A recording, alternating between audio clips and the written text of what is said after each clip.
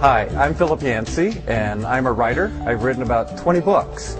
Many of them have the word God in the title because I grew up in the church, but it was not a church I'd recommend to anybody. It's a toxic church.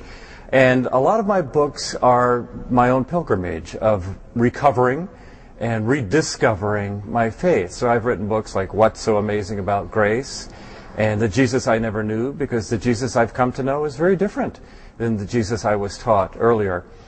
In my own pilgrimage, I've been through a process of, I guess I would say, rehabilitating the image of God. The church is as likely, I've found, to turn people away from God as to attract people toward God.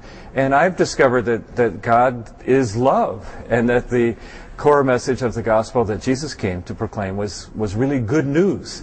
There are a lot of people who don't see Christians as those who are bringing good news to the world.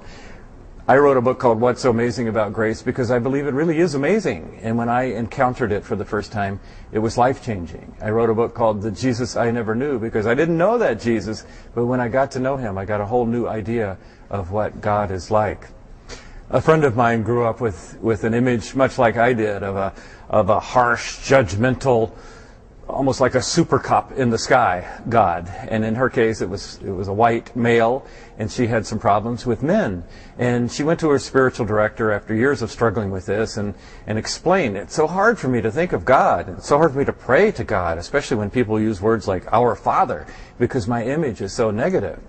Her spiritual director thought for a few moments and said, why don't you just fire that God? And so she did. And I think for a lot of people, we need to fire, or at least scrub off, that image of God we grew up with and discover the God that is revealed in Jesus, because it really is good news.